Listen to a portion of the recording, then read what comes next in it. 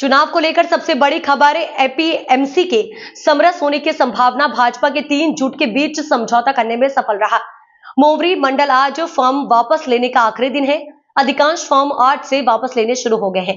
मेहसाणा जिला भाजपा अध्यक्ष गिरीश राजगौर ने सीलबंद लिफाफे में सौंपा शासनादेश। रिटर्निंग अधिकारी को अनिवार्य तीनों समूह को शासनादेश में शामिल किया गया। इस चुनाव में पूर्व चेयरमैन दिनेश भाई पटेल बिन हरीफ विजेता रहे और खेदूत विभाग में 20 उम्मीदवार और व्यापारी विभाग में 16 उम्मीदवार चुनाव लड़ेंगे। 16/12/2024 को सुबह से ऊंझा एपीएमसी में मतदान कराया जाएगा। રાકેશભાઈ શું મુદ્દો છે આપણો, શું કહેશો? બસ હવે અત્યારે જે 3 વાગ્યાનો ટાઈમ હતો, અત્યારે લગભગ 6:30 આસપાસનો ટાઈમ થઈ ગયો, હજી કોઈ સુલઝન કોઈ આવ્યો નથી પ્રશ્ન। હજી વેપારીઓ બધા જે અમારી સાથે જે ઉમેદવારો છે તે બધા અત્યારે જે મેન્ડેટ લેવા માટે આપણે જે વાત ચાલે છે ભાઈ નિશાન લેવા માટે કે એનો જે કોઈ ઉકેલ આવ્યો નથી, તો જલ્દીમાં જલ્દી એનો પ્રશ્ન સોલ્વ થાય એના માટે અમારી આ ઉમેદવારોને બધાની નમ્ર વિનંતી છે। તમને કોને બોલાયા હતા? કેટલા વાગે બોલાયા હતા? અમને 3 વાગે બોલાયા હતા બધા। કોના દ્વારા બોલાવવામાં આવ્યા હતા? આપી ચૂંટણી અધિકારીઓ સાથે। હાલ શું કહી રહ્યા છે ચૂંટણી અધિકારી? ચૂંટણી અધિકારી બસ હજી 5-10 મિનિટ का તમારું કામ કરીએ છીએ એમ કીધું અમને। હાલ બોલાઈએ સમય મર્યાદા ઉપર સમય મર્યાદા ઉપર પણ 3 કલાક વધારાના થયા છે। 3 થી 5 કેટલા વેપારીઓ હાલ ઉમેદવારી કરાઈ છે? હાલ ટોટલ 17 ઉમેદવારો છે અત્યારે હાલ। 4 બેઠક હા, 4 બેઠકમાં તો યાદી પણ બહાર પડી ગયેલી છે। ડિલે થવાનું કારણ શું છે? આટલો બધો સમય ખેંચવાનો સમય અત્યારે પેલું ધ્યાન દોરે તો અમને ખબર પડે ને। ત્યાં બોલો ઓફિસર હજી ધ્યાન દોરું તો પછી અમે અંદર જઈ શકીએ ઓફિસની અંદર। એટલે હવે આપણી શું માંગ છે? અમારી માંગ એક જ છે કે અમને દરેક અમને નિશાન આપી દો। નિશાન આપવાનું હોય એ અમને આપી દો એટલે અમે અમારું કામ કરતા થઈ ગયા। ચૂંટણી સમરસ કરવાની વાત છે, શું કહેશો? ચૂંટણી સમરસ તો સાહેબ 17 ઉમેદવારો તો કઈ રીતે થાય સાહેબ? સમરસોમાં ના થાય, બધા બીજેપીના કાર્યકર છો, બધા બીજેપીની સાથે રહેવાના છે બધા।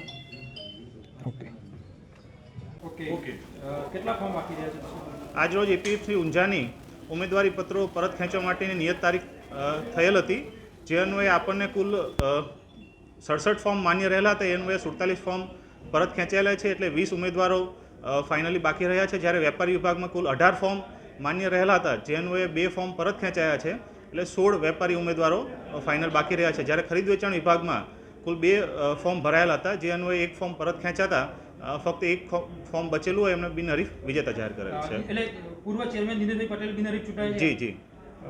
જે રીતે ડિલે થયું છે, શું કારણથી આટલું મોડું થવાનું બીજું કોઈ કારણ સર ના, જે પરત ફોર્મ ખેંચવા માટે આવેલા હતા એની ચકાસણી બાકી હતી। ચકાસણી વ્યવસ્થિત થયા બાદ એનું યાદી તૈયાર કરી અને નોટિસ બોર્ડ ઉપર પ્રસિદ્ધ કરેલી છે। Okay, thank you. સાંસદ પણ આપણી સાથે હતા અહીંયા। બસ આજે હવે સમરસનો બીજું પ્રયાસ નિષ્ફળ ગયો છે। શું નામ કાકા આપનું? મારું નામ નરેન્દ્રભાઈ કાનજીભાઈ પટેલ। મેં વેપારી પ્રતિનિધિ તરીકે ઉમેદવારી નોંધાવી છે। છેલ્લી ચૂંટણીમાં લાસ્ટ ટાઈમ પણ મેં વેપારી પ્રતિનિધિ તરીકે ચૂંટણી લડ્યો હતો અને સર્વશ્રેષ્ઠ મતીથી મારી જીત થઈ હતી। આ વખતે પણ વેપારીઓનો ઉત્સાહ એવો જ હતો અને મને એમનો આગ્રહ હતો કે ભાઈ આ વખતે પણ તમે વેપારીઓના સાથ સહકારના આધારે ઉમેદવારી તમારે કરવાની છે। એટલે એ બધા વેપારીઓના આગ્રહના આધારે આ વખતે પણ મેં ઉમેદવારી નોંધાવી છે અને આ વખતે પણ મને નિશાન લાસ્ટ યર ત્રાજવું હતું, આ વખતે પણ મને ત્રાજવું ફાળવવામાં આવેલ છે। કાકા શું કહેશો? ખાસ સમરસ કરવા માટે સમરસ માટે પ્રયત્ન કરેલો હતો, નિષ્ફળ ગયો છે। સમરસ માટે ભારતીય જનતા પક્ષે ઘણો પ્રયત્ન કર્યો છે, જોકે હું સમરસમાં હતોય નહીં અને મારે તો અપક્ષ જ લડવાનું હતું। હું લગભગ દર વખતે અપક્ષ જ લડું છું। આ વખતે પણ તમે અપક્ષમાં? આ વખતે પણ હું અપક્ષમાં જ છું। આ વખતે 17 ઉમેદવારો વેપારીમાં છે, એટલે મત કોને મળશે એવી રીતના કઈ રીતના કરી શકશો?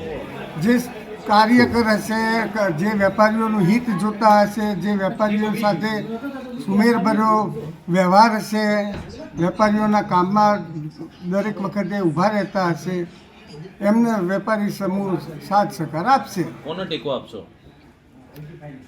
અત્યારે ટેકાની વાત નથી, હાલ તો ચૂંટણી લડવાની વાત છે અને પછી ટેકાની વાત થાય।